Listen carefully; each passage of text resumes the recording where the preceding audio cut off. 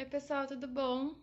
Estamos começando mais uma live por aqui, mas eu vou esperar um pessoal entrar para começar a explicar como vai funcionar a nossa conversa de hoje. E assim a gente já pode começar a conversar. Oi, gente, tudo bom? Aqui é a Pamela Malva, da Aventuras na História. Já faz um tempinho que eu não apareço por aqui, então estou muito animada de voltar. E eu queria perguntar se está todo mundo tudo bem, espero que sim. E agora eu já vou apresentar como vai ser a live de hoje. Na nossa conversa de hoje, a gente convidou o professor e pesquisador Murilo Melo para falar sobre a Revolta dos Malês. Ocorrida em janeiro de 1835, a Revolta dos Malês foi protagonizada por escravos de origem islâmica. Então a gente vai conversar um pouquinho sobre o que gerou, o que levou a essa revolta, qual o contexto da época e tudo isso. Então, se vocês já quiserem mandar perguntas aqui embaixo, podem mandar, que eu faço para o Murilo também. Eu vi que ele já entrou por aqui, então já vou convidá-lo.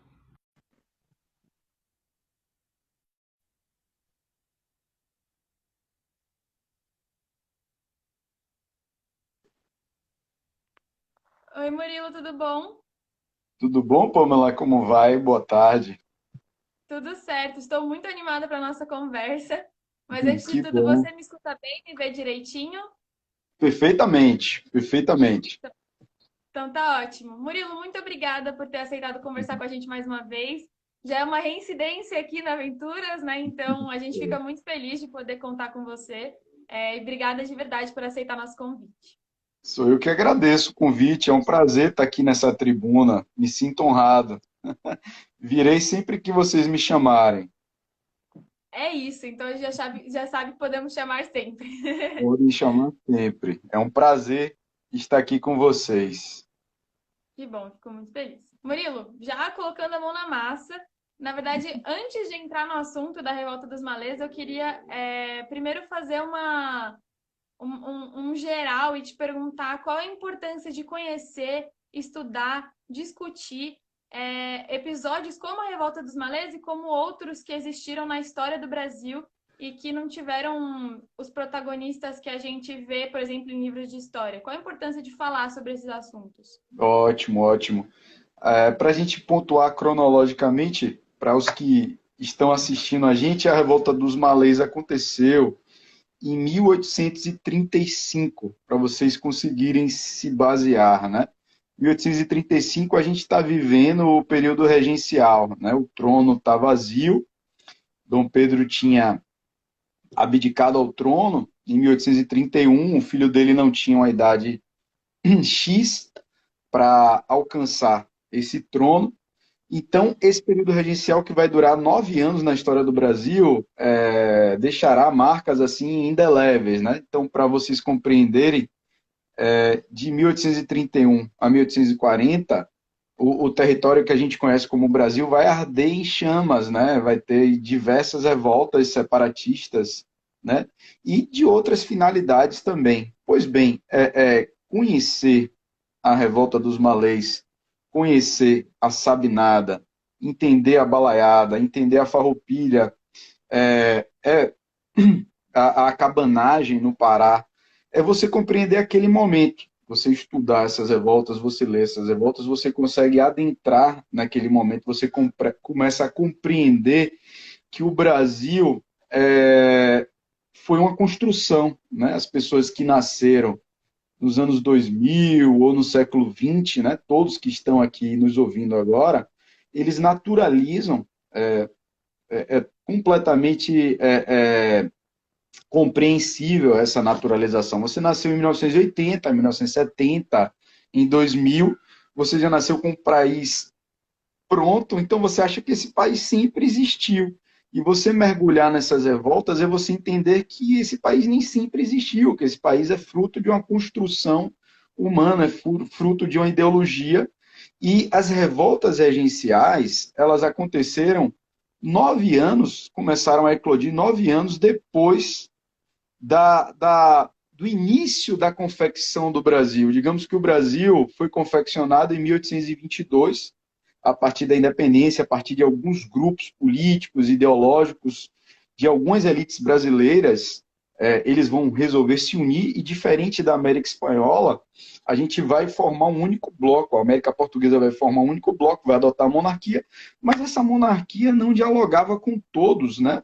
Nem todos se viam representados por essa nova monarquia, por essa nova unificação, por esse novo país. Uma pessoa que morava no Pará não se sentia, alguns brasileiros.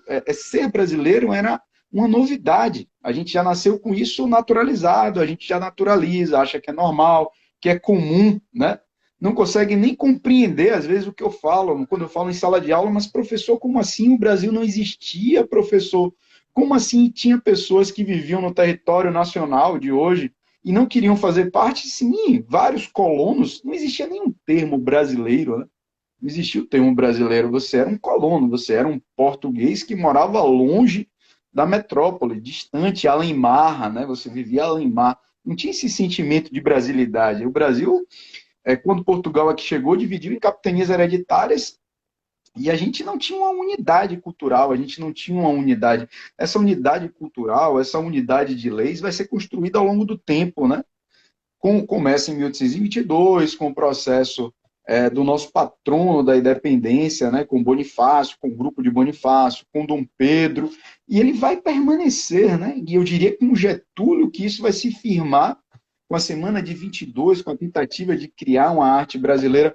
Pois bem, você mergulhar sobre essas revoltas regenciais que você acabou de citar, é você compreender que o Brasil foi uma construção e que elas revelam que esse Brasil não representava todos, nem todos se sentiam pertencentes a essa nova nação. E essas revoltas revelam também a situação econômica e social do país naquele momento. O Brasil nasce em 1822 e nasce falido, né? Dom Pedro, que é colocado na cruz pela historiografia, e os brasileiros tripudiam de Dom Pedro, eles não conseguem entender o contexto e perceber que Dom Pedro pegou um país falido, e os cofres públicos completamente zerados, tendo que gastar dinheiro com mercenários para formar esse Brasil devido às lutas pela independência, gastando dinheiro pelo reconhecimento da independência por parte de Portugal, que foi um bom dinheiro. Então, houveram inúmeros gastos de um país que estava nascendo. Essa crise social vai ser revelada por essas revoltas, essa crise de representação, essa crise política, né? Várias revoltas almejavam uma liberdade para as províncias, uma liberdade para as regiões e não concordavam com o centralismo monárquico adotado pelo Rio de Janeiro. Então, elas revelam essas disputas políticas, disputas ideológicas, esse nascimento da nação, essas crises sociais que tinham no norte do Brasil, no Maranhão, que faz parte do Nordeste, mas naquela época não tinha nomenclatura ainda Nordeste, no Pará, na Bahia, os diversos personagens, o Rio Grande do Sul também, com a Farroupilha, né? A Sabinada, mais uma vez, na Bahia. Na Bahia acontecem dois movimentos significativos no período regencial, que é a Sabinada e que é a Revolta dos Malês, que a gente vai falar hoje, que são personagens completamente diferentes, que revelam a heterogeneidade que era a Bahia. Imagine o Brasil, né? Os personagens que compunham o Brasil naquela época. Então, elas são bastante reveladoras. Sim. Eu acho que quando a gente coloca no mapa e na linha cronológica do Brasil, fica muito claro que aquela ditada que as pessoas falam que o Brasil é vários países em um só, fica muito mais claro. Porque se você coloca no mapa todas essas revoltas, como você falou, que tinha no sul, que tinha no nordeste, que tinha no norte, a gente vê que não era uma coisa de um povo só que queria reivindicar coisas novas. Era muita gente. E era muita gente de países diferentes, vamos dizer assim, né? Então, isso é o que eu mais gosto, de colocar no mapa mesmo e de falar, ó, isso foi em tal momento que estava acontecendo tal coisa, porque deixa muito mais claro que realmente construiu o Brasil que a gente conhece hoje, né? Exato, exato. Ainda existe essa heterogeneidade pulsante no Brasil, apesar de todo o processo de construção de identidade nacional, de todos os esforços, né? De todo o desarmamento, de toda a contenção das forças locais, da tentativa de destruir o coronelismo que o Estado varguista, né, que a era varguista vai tentar impor, isso ainda salta aos olhos,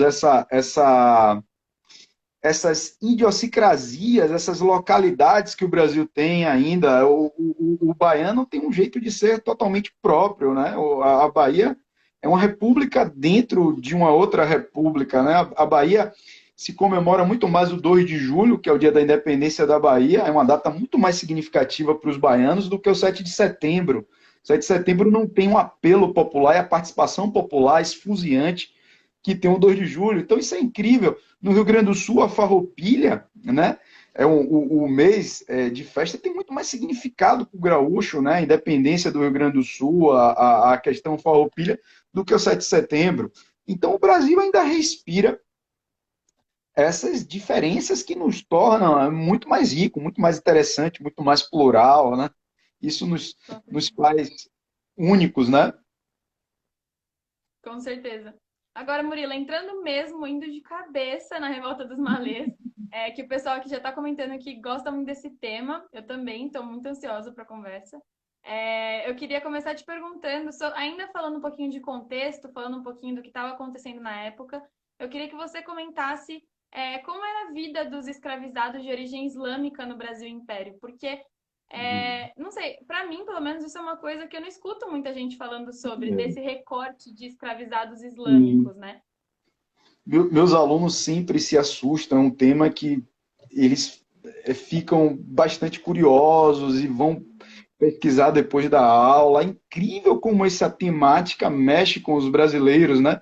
Pois bem, vamos falar um pouquinho da islamização da África, né? Eu vou voltar um pouquinho no tempo, o historiador sempre faz isso, recua para as pessoas conseguirem aterrizar, né, entender aquele momento. Após a morte de Maomé, né, tomados pelo jihad islâmico, eles vão, o povo árabe vai invadir boa parte da África e a África vai passar por um processo de islamização, certo? E no tráfico negreiro, na diáspora africana, muitos islamizados virão para o Brasil, sobretudo para Salvador. Né? Salvador vai ser tomada de africanos, de escravizados de religião islâmica. Boa parte dos habitantes de Salvador islamizados eram os Haussais. Os Haussais eram um povo islamizado mais ortodoxo, diria assim, né? Mas a revolta dos malês, por incrível que pareça, é feita sobretudo pelo povo iorubá, que no Brasil ganhou o nome de Nagô. Os Nagôs, que é um nome brasileiro que não existia na África, é como a gente vai chamar essa diversidade. Os iorubás em si já é uma diversidade fabulosa. Esses iorubás serão chamados de Nagôs. Boa parte dos Nagôs, significativa parte dos Nagôs era um povo de orixá e uma parte diminuta, menor, era um povo islamizado. Então esse povo aporta aqui em Salvador a partir, sobretudo, de 1825, né, vai ter uma chegada substancial de escravizados, a indústria da cana começa a retomar, a dar sobressaltos, e aí essa migração começa a ter uma maior intensidade no século XIX.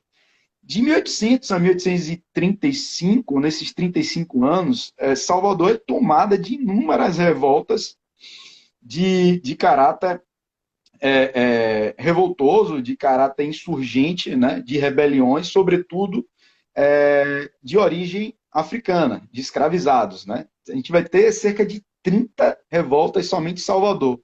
A mais significativa para a história, né, sem dúvida, é os malês, né, pela sua repercussão, pelo seu tamanho, pela sua simbologia, pelas pessoas que participaram desse movimento. Né? Ela vai ter uma simbologia muito forte dentro da memória brasileira.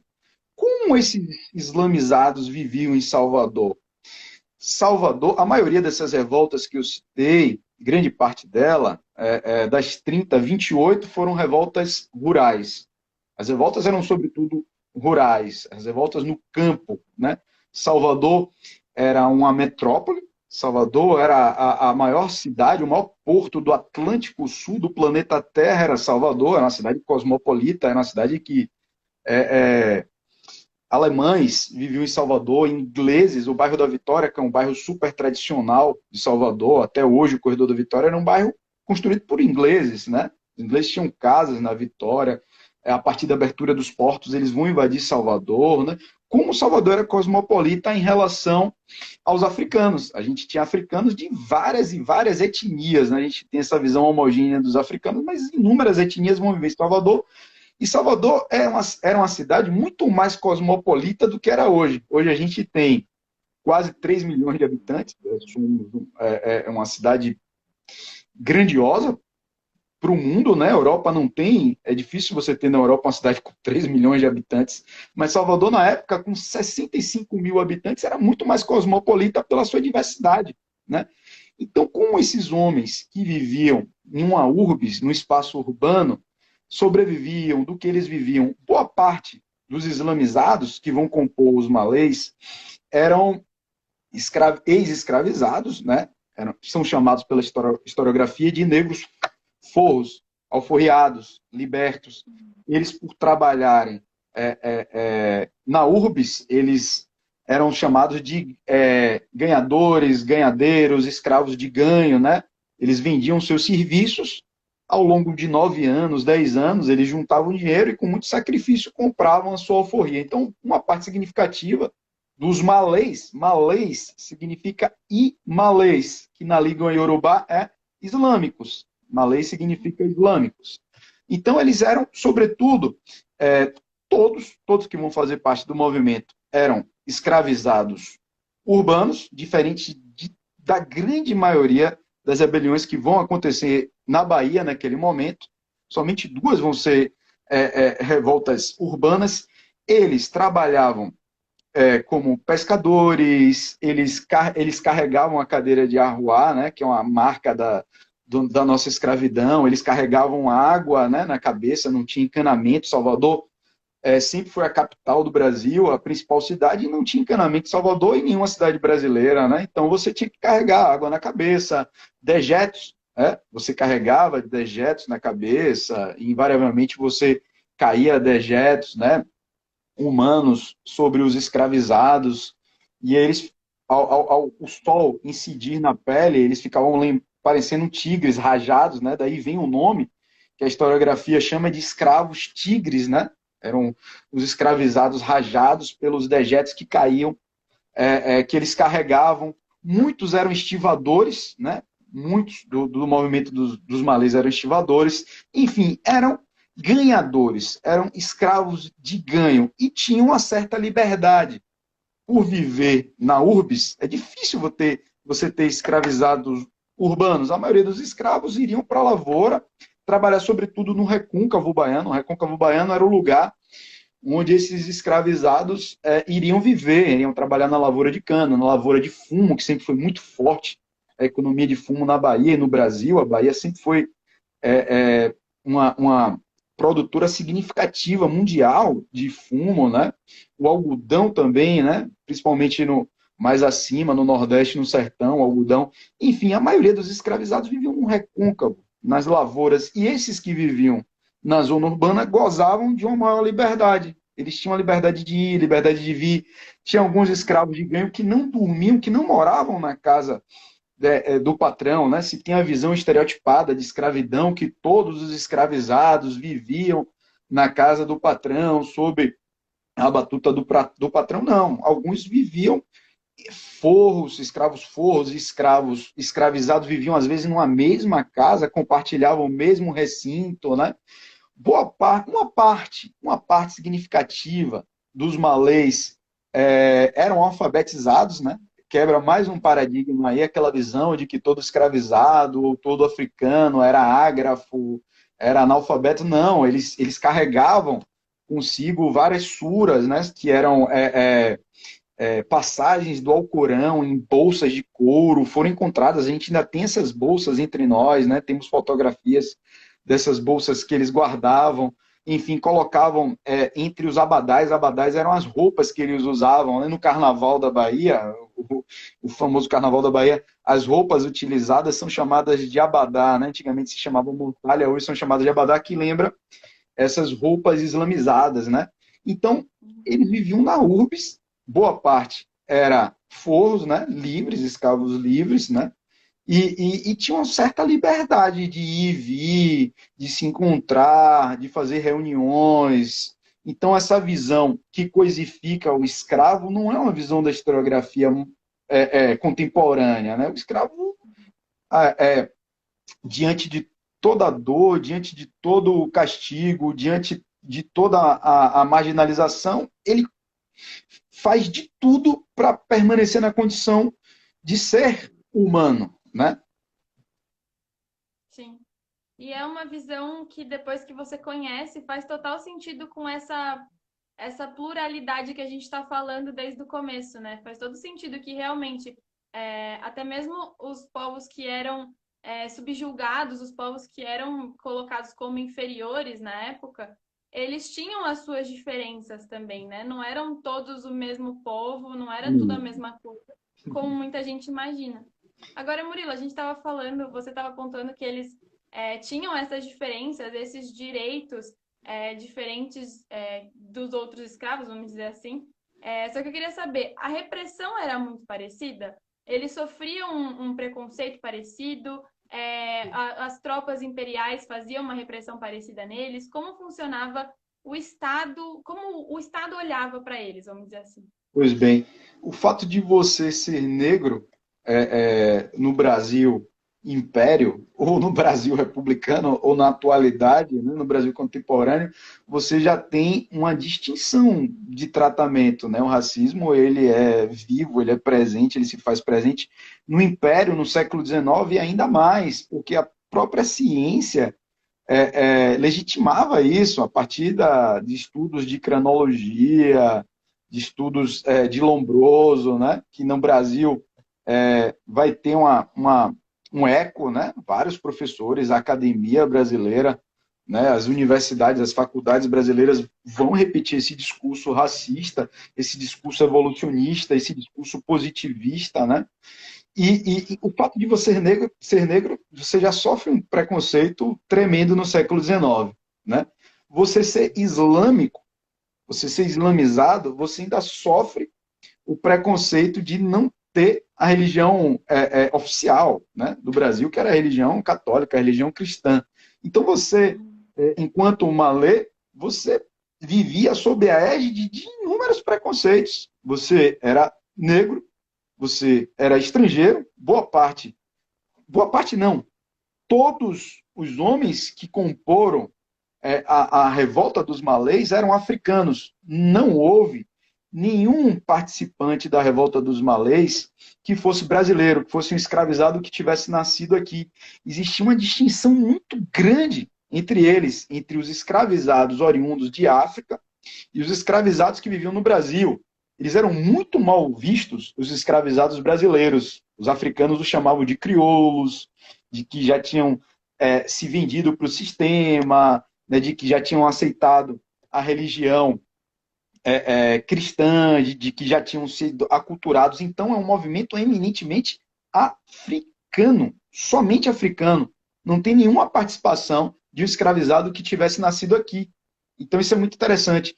Então, mesmo você sendo alforriado, o movimento dos malês vai ter a participação de alguns alforriados, de muito alforriados, não muda essa situação.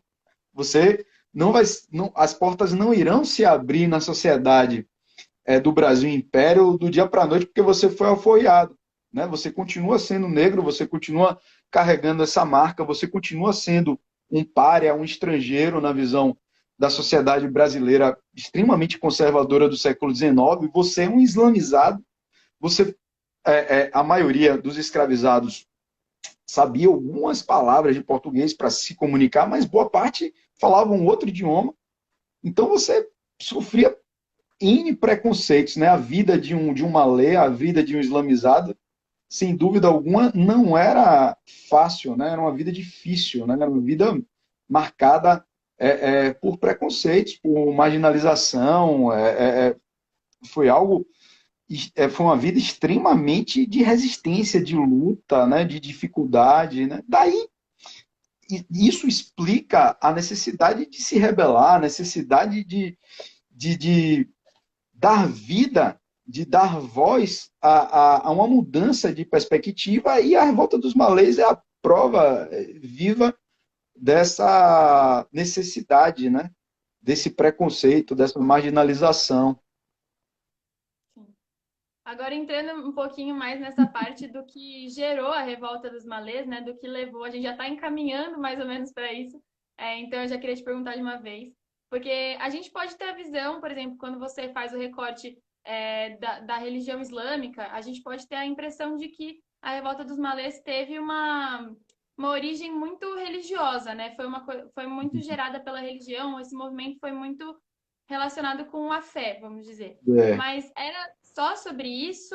Os escravizados reivindicavam mais alguma coisa? Quais foram os motivos da revolta dos malês? ótimo, ótimo.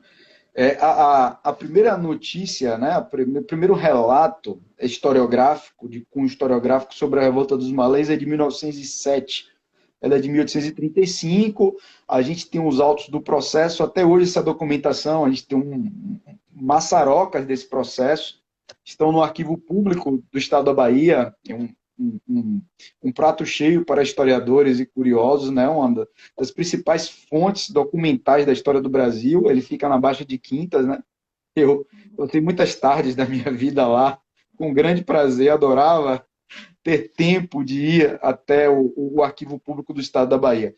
Mas o primeiro relato historiográfico vai dar para o Etienne. Etienne Nas, ele vai escrever sobre a revolta dos malês sob a batuta do Instituto Histórico Geográfico, que é muito importante. Existiu esse Instituto Histórico Geográfico nas principais cidades do Brasil para construir a história do Brasil, visto que o Brasil era um país que estava nascendo, nunca existiu. A gente era uma extensão de Portugal, não tinha essa visão nacionalista. Então, Etienne vai escrever sobre isso e ele vai fazer uma menção unicamente de cruzada. Ele vai chamar a Revolta dos Malês como uma cruzada islâmica contra o cristianismo. Ela, sem dúvida alguma, tinha esse caráter. Um dos motivos da Revolta dos Malês era a imposição dessa oficialidade religiosa, né, que era o cristianismo. Sem dúvida nenhuma, isso vai ser um dos motes, um dos motivos que fará com que eles peguem armas e se rebelem. Mas esse não é o único motivo, não é somente o religioso, né? Tem um motivo social, tem um motivo político, tem um motivo identitário. Você está vivendo num país que não é seu, sob um povo que você não construiu, sob leis que não te representam. Você está vivendo o dia inteiro sob olhares, né,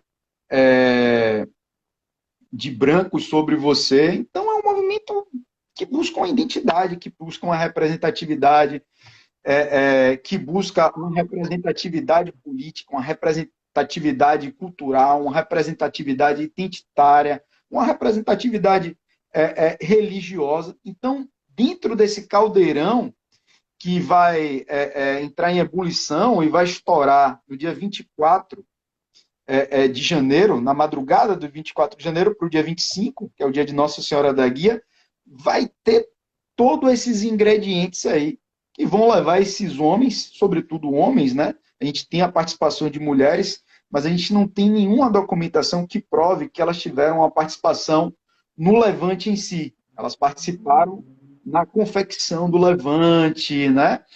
Como mensageiras, né? Como na logística do movimento, mas quando ele se rompe, a gente não tem nenhuma anotação de nenhuma mulher participando desse movimento único na nossa historiografia, na nossa história, né? Uhum.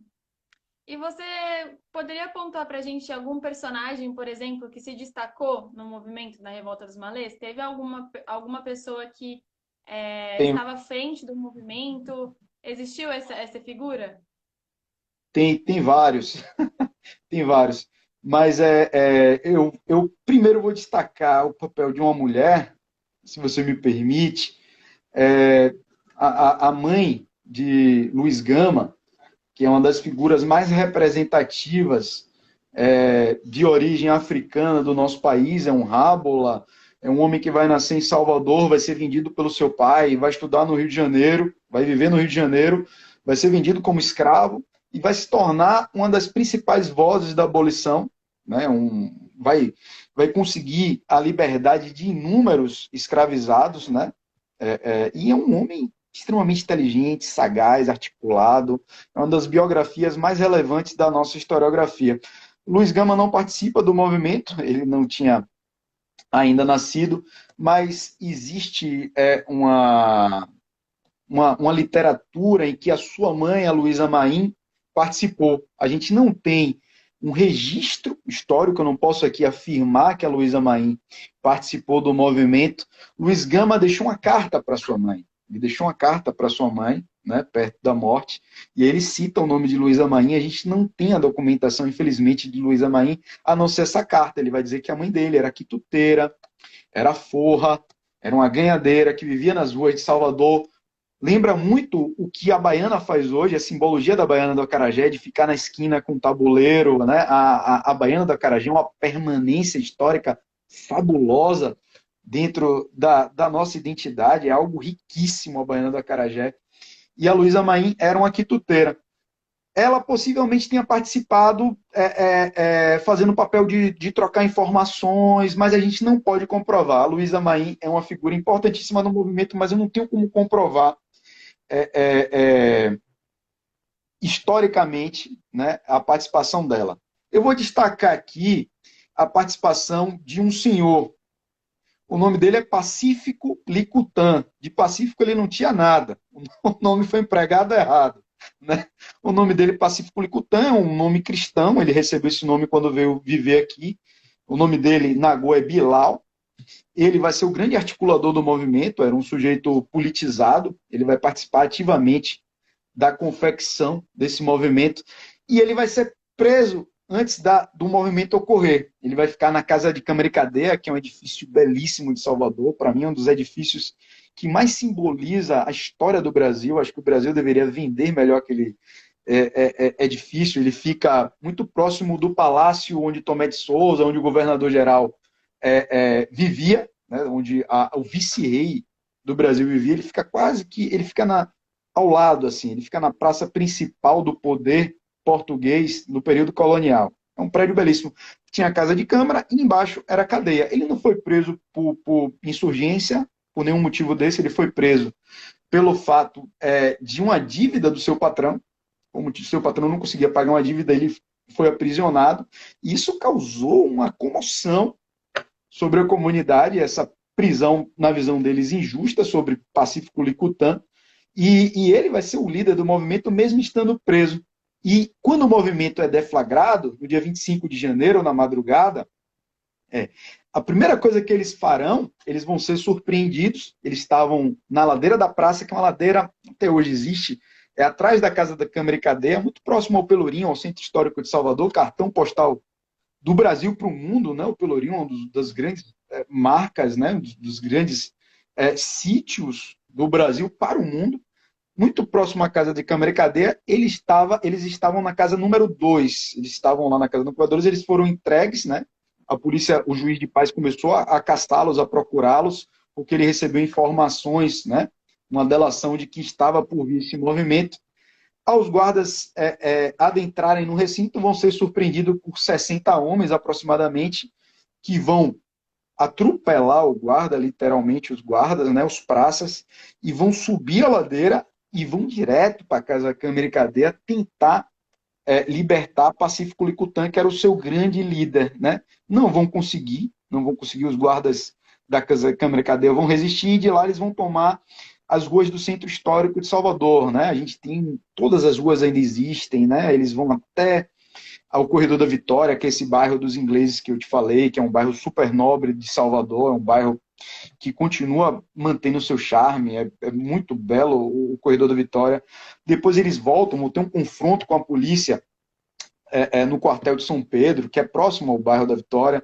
Depois eles vão ter um confronto nas Mercês, né, nas proximidades do quartel de São Pedro, e eles vão retomar para a casa de câmara e cadeia, vão descer o Pelourinho e de lá eles vão pegar o Taboão. O Taboão é uma rua que cruza o Pelourinho e de lá eles pegam a Cidade Baixa, onde eles queriam certamente conclamar os outros escravizados que, em maior número, viviam no recôncavo baiano. A grande parte dos escravizados viviam, sobretudo, no recôncavo baiano, onde eram as terras dos canaviais, do fumo, da indústria, né, baiana e da indústria brasileira. Eles vão ser abatidos, né, quando tentavam ir para o Cabrito. O Cabrito é uma região histórica de Salvador, faz parte das lutas da independência, o Alto do Cabrito. Isso é um outro capítulo que eu já falei aqui nessa tribuna, um assunto muito interessante também.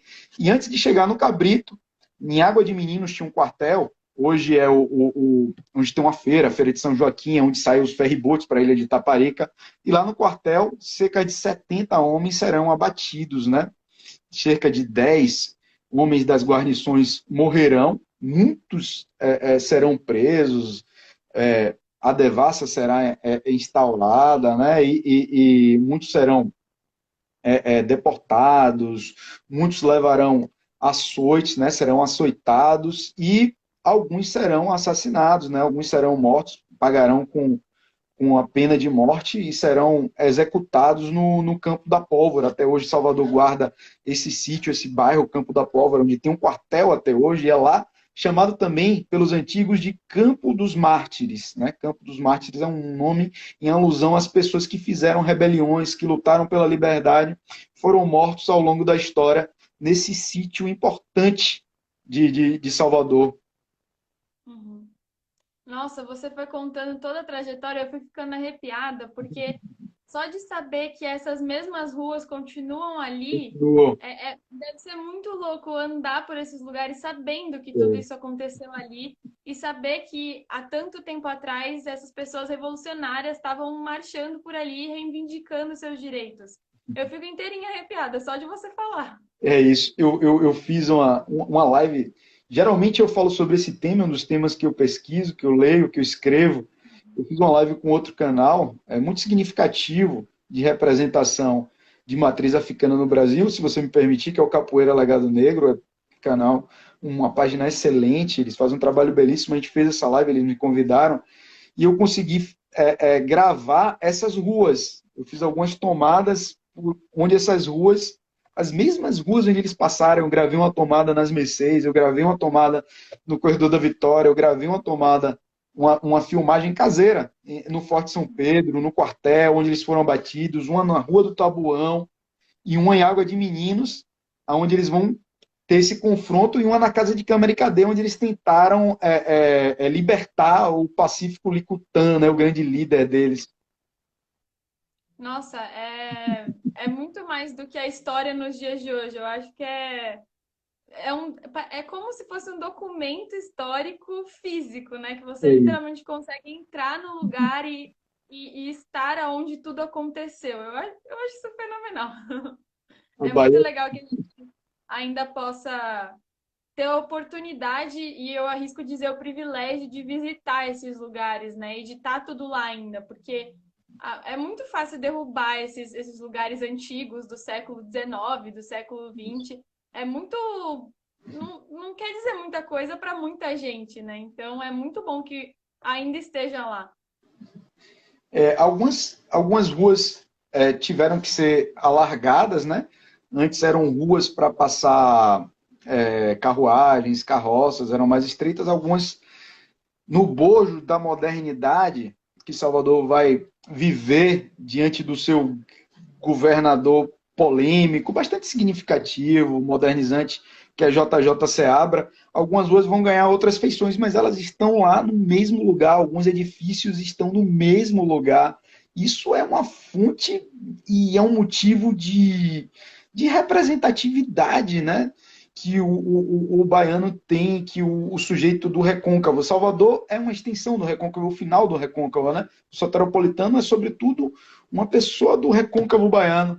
Então, sem dúvida alguma, esses sítios têm um valor histórico importantíssimo, né? É imensurável, né? Eu diria, arriscaria dizer. Agora, Murilo, continuando. Antes eu queria falar que o pessoal aqui tá adorando, tá falando que essa explicação tá super didática, que você fala de uma forma que dá vontade de visitar mesmo e é real. Então o pessoal tá gostando muito, só queria te passar Que aí. bom, que bom. Fico feliz. Ah, eu também, eu adoro. Eu tô aqui assistindo como se fosse uma aula mesmo. Tô aqui me divertindo. Agora, continuando, a gente estava falando do final da revolta e como tudo terminou, e para onde foram algumas das pessoas que participaram dela. E eu queria passar um pouquinho por esse momento do fim da revolta mesmo. O que levou à desgraça dos escravizados? Por que que acabou? Como que foi esse final? Por que que deu errado, vamos dizer assim? Bom, vamos lá. Quando eles dão vida às suas ideias, porque uma insurgência, uma rebelião, é você dar vida ao que está na sua mente, né? Você materializa aquilo. Eles pensaram na madrugada, muito bem arquitetado, na madrugada entre o dia 24 para o dia 25, que é a festa de Nossa Senhora da Guia.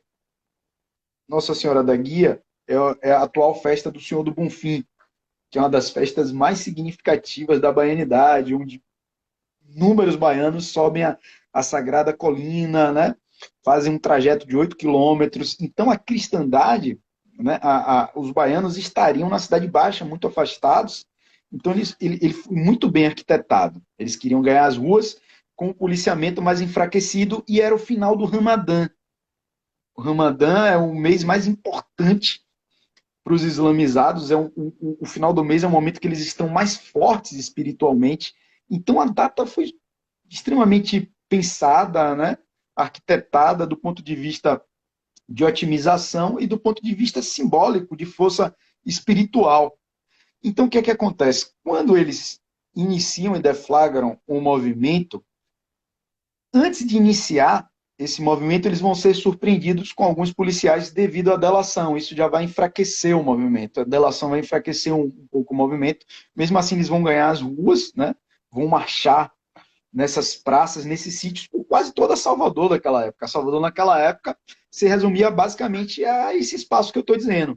Ao longo do tempo, sobretudo no século XX, que Salvador vai crescer drasticamente, vai avançar por outros lugares, né? Mas Salvador era sobretudo do Corredor da Vitória até a Água de Meninos, que eu tinha falado, eles percorreram inúmeras dessas ruas, e o que vai fazer o movimento não dar certo, além da delação, é a repressão policial, né? O Estado, eles estavam lutando contra o Estado, né? São representantes civis que não eram considerados civis, né? Boa parte escravizados, ex-escravizados, mas representantes de uma sociedade civil que serão abatidos pelo poder do Estado. Homens com armas muito mais bem preparadas, dentro dos seus casebres ali, dentro dos quartéis, né? Vão abater os malês que lutavam, sobretudo, com armas brancas, né? Boa parte dos malês lutavam com armas brancas e vão enfrentar outros tipos de armas e vão ser abatidos, né? Alguns vão se jogar no mar, porque nesse quartel que eu falei, no quartel de Água de Meninos, que hoje tem uma feira, que é uma feira significativa, que é a Feira de São Joaquim, que chegou mercadorias até hoje do Recôncavo Baiano, banana, coco, antigamente vinha de Saveiro, é uma visão deslumbrante, você vê. A Baía de Todos os Santos é algo mágico, não tem como explicar o que é a Baía de Todos os Santos, não tem como explicar. É a segunda maior baía do planeta, é algo único, águas únicas, coloração de água única. Os saveiros traziam mercadorias desse recôncavo para abastecer a metrópole, que era Salvador, né? Então, é lá que eles serão abatidos e muitos irão se jogar naquela região. Alguns não sabiam nadar, vão morrer. Desses que serão abatidos, chega de 70, na realidade, participou do movimento 600 pessoas. Morrerão 70, mas 600 pessoas vão participar. A devassa vai chegar até a casa deles, eles vão ter que responder ao processo, né? Tem gente de várias etnias envolvidas, não são somente os iorubás, os nagôs, né? Tinha um número minoritário de haussais, tem um número minoritário de marins, tem um número minoritário de Fons, né, de Fulanis. Então, tem algumas etnias que participam desse movimento. Nem todos eram islamizados, nem todos, a maioria era islamizado, mas eles, alguns, povo de orixá, como a historiografia chamava, também vão fazer parte desse movimento. Então, eles vão serem derrotados fisicamente. Eles vão serem derrotados fisicamente, mas não ideologicamente. Né? A revolta dos malês vai reverberar por toda a América. Toda a América que era tomada pela diáspora africana, ele vai servir de força espiritual, de força ideológica, de força política, e, em contrapartida, ao mesmo tempo que ele é uma referência ideológica política, vai aumentar a repressão sobre os escravizados em Salvador.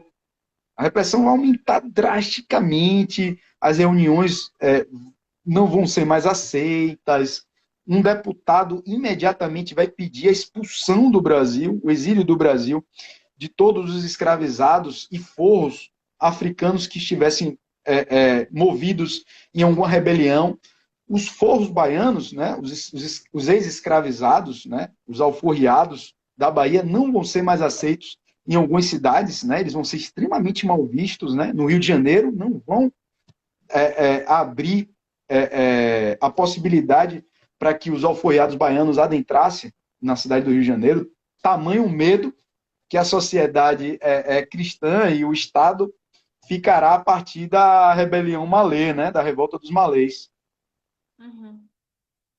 Murilo, antes da gente continuar, só queria avisar para o pessoal que está assistindo a live que ela vai ficar salva no nosso GTV. Então, se vocês precisarem sair ou voltar para assistir depois, quiserem conferir de novo, quantas vezes quiserem, vai estar salvo aqui. Então, vocês podem voltar a hora que quiserem também. É só deixar esse recadinho para o pessoal que está vindo. E aí, você estava comentando mais cedo sobre essa diferença de armamento, né, entre os dois lados da revolta. E eu queria te perguntar se você acha que, por exemplo, se os malês tivessem a opção de ter armas mais eficazes ou mais eficientes, você acha que o resultado teria sido diferente? Ou você acha que não muito, assim? Eu acho que o enfrentamento talvez fosse melhor, mas além do armamento, a força policial e principalmente a força do recôncavo, a força da elite da Bahia e da elite do Brasil não estava somente em Salvador, estava sobretudo no recôncavo baiano.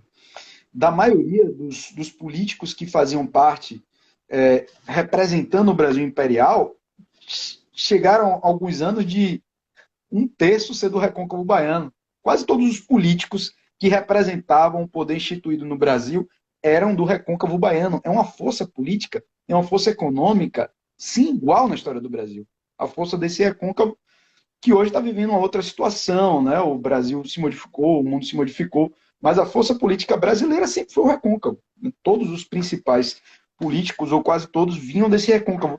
Dificilmente os malês teriam uma outra sorte, mesmo tendo armamento melhor, devido a esse poderio, devido a esse poderio bélico, devido a esse poderio econômico, devido a esse poderio político dos senhores de engenho do recôncavo baiano, que são extremamente poderosos, eram extremamente poderosos.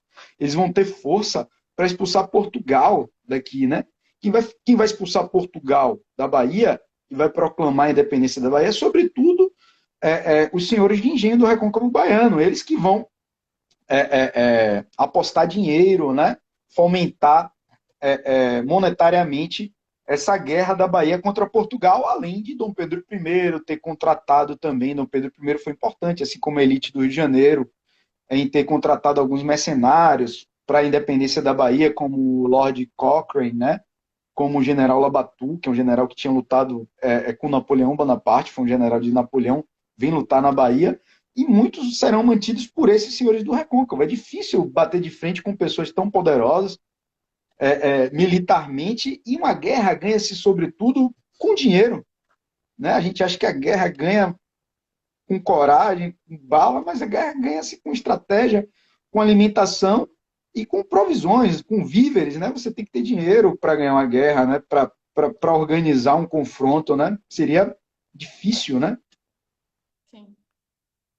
essa vitória. Não é, não é só sair na rua, né? Não é tão simples quanto parece ser para algumas pessoas, mas é realmente, eu acho que seria muito difícil com o que eles tinham ali na mão deles na hora conseguir bater de frente com pessoas tão poderosas, É, né? o E aí eu grande, queria. Pode perdão, falar? perdão, Imagina. o grande trunfo deles, se eles chegassem no recôncavo, eles também se fortaleceriam, porque lá existia um universo, né, de escravizados que poderiam adentrar no movimento. Isso com certeza fortaleceria também, né? Esse seria um Uhum. grande trunfo. Mas eles não conseguiram adentrar no recôncavo baiano. Eles foram É. abatidos no meio do caminho, ali no, na porta, digamos assim, para o início do recôncavo, ali em Água de Meninos, no quartel, eles foram abatidos. E aí a gente estava já comentando sobre a questão religiosa, você também já deu um spoilerzinho sobre essa pergunta, mas eu queria meio fazer uma ligação entre essa época e a revolta e as consequências dela, e também, por exemplo, a intolerância religiosa que a gente tem hoje. Eu queria fazer um paralelo entre os dois e queria te perguntar se você acha que, de alguma forma, a importância dos malês fez alguma diferença na intolerância religiosa que temos hoje? Como funciona esse paralelo? É mais ou menos o que eu queria perguntar. A intolerância religiosa vai existir desde os períodos idos, né? Desde o período colonial. Uhum, No primeiro contato com os indígenas, vai haver uma negação, né? Uma negação por questões políticas, né? Por questões econômicas, por questões identitárias. Eu não posso admitir algo que não seja meu, algo que confronte com a minha realidade. Então, os indígenas vão ser considerados monstros, vão demonizar os indígenas pelo fato de eles ingerirem carne humana, principalmente na Bahia. A Bahia era um celeiro de antropofagia, né? Os tupinambás que viviam em Salvador, que viviam na ilha de Taparica, eram antropófagos, eram canibais, e isso vai ser um prato cheio para a moral europeia daquela época tratar os indígenas como demônios. Então a intolerância já começa aí. A partir da chegada dos africanos, a tolerância ganhará novas cores, né? Os africanos também serão considerados selvagens, primitivos. A religião africana nunca vai ser considerada religião, mas como algo menor, como algo diminuto, como algo maligno, como algo que deveria ser combatido. E isso continua com os malês, o islamizado, assim como o índio, assim como o povo de santo, assim como o povo de orixá, sofrerão dessas perseguições religiosas, como a história continua a se repetir nesse campo, né? Quantas vezes eu já fui pego em sala de aula com alunos graduados, com alunos de pós-graduação, falando na sala que a religião de Candomblé não é religião, tentando diminuir. Então, perseguições religiosas aqui na Bahia. A Bahia, Salvador, é uma cidade eminentemente negra, né? A gente chama de Roma Negra, e que, por incrível que pareça, tem um racismo potencializado cotidianamente, né? Um busto de uma mãe de santo foi profanado um dia desse, uma profanação, jogaram uma tinta no busto da mãe de santo, né? A estátua de zumbi foi profanada um dia desse também. Então, invariavelmente, né? Árvores sagradas para o candomblé foram cortadas, enfim, cotidianamente em Salvador a gente convive, né? A partir da revolta dos malês, sem dúvida alguma, isso vai ser potencializado, isso vai ser potencializado. Todos os encontros de escravizados, de forros, né? De pessoas de origem africana serão vigiados, vários encontros religiosos serão proibidos, né? Você veja que até o século XX, uma confraternização, né, um ritual do candomblé tinha que ter a permissão da polícia para funcionar até ontem. Até ontem. Até ontem. Isso vai começar a ser modificado a partir da década de 30, a partir da década de 40, né? A legislação brasileira vai ser modificada quanto a essa imposição, né? E o Brasil tinha uma religião oficial de maneira institucionalizada, né? A República que vai criar o Estado laico, né? A partir da Constituição de 1891, né? 2 anos depois da proclamação da República, que essa essa institucionalização de uma religião será modificada, pelo menos legalmente, né? Eu acho super essencial falar que realmente foi ontem, como você colocou, porque mostra que aquele papo também de o Brasil ser um país em construção, principalmente quando todas essas revoltas acontecem, pontuar que foi ontem é muito essencial, porque quando a gente fala em história, parece que é muito longe, mas não é tão longe assim. É uma coisa que permanece ainda hoje, mesmo tendo raízes há séculos atrás, mas que realmente na história da humanidade foi ontem. Então, eu gostei muito do que você falou. O nosso referencial de tempo é somente a nossa vida, né? A expectativa de vida girava em torno de 60, hoje um pouco mais. Então a gente acha que o tempo se resume à nossa vida na Terra, mas a história é muito mais longa do que o seu tempo na Terra, né? A presença humana na Terra é muito maior.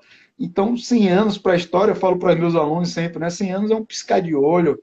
Uma vida, uma geração é uma onda no mar, é algo tão passageiro, é algo tão efêmero para a história, né? Para a gente que vive, não. A gente tem um outro referencial de tempo. Mas, sem dúvida alguma, é, é, é, 1930, a repressão, que ainda existe, né?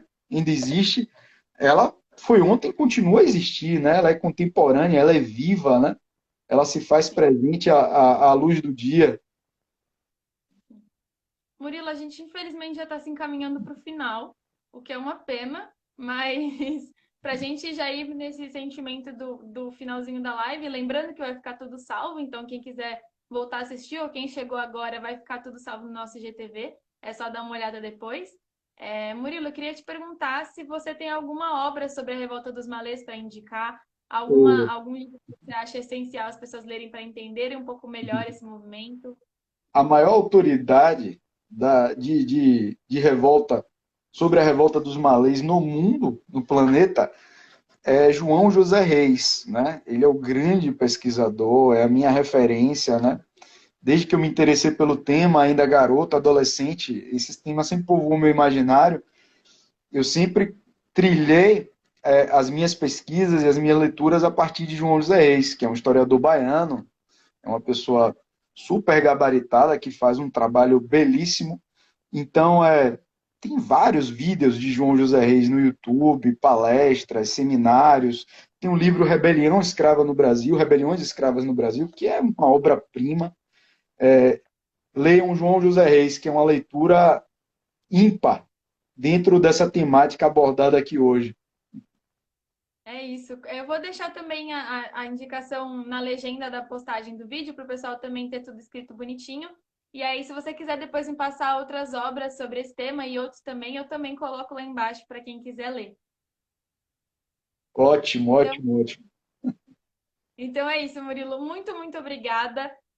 Infelizmente o tempo já está acabando, chegando no finalzinho, assim. É uma pena realmente, porque tá todo mundo aqui adorando, eu também. O pessoal falando aqui, que pena, eu acho mesmo, queria ficar aqui por mais um tempão, falando sobre outros temas também. Mas a gente combina de trazer aqui para falar sobre outras revoltas e outros episódios, pode ser? Claro, é um prazer. Sempre que vocês convidarem, estar nessa tribuna aqui é um privilégio, adoro. Gosto muito. Fico muito feliz, então eu te vejo numa próxima oportunidade. Para quem assistiu, muito obrigada. E obrigada, Murilo, mais uma vez. Eu que agradeço o convite, viu? Muito bom falar com vocês. Prazer te conhecer, fazer essa reflexão, trazer um tema tão importante para a nossa memória e agradecer a participação de tanta gente aí bacana, falando, comentando. Vocês são todo o sentido da live, né? Sem vocês não tem live, não tem discussão. Obrigado pela participação, um beijo grande em todos. É isso, muito obrigada, gente. Tchau, tchau e até mais, Murilo. Tchau, tchau, um abraço.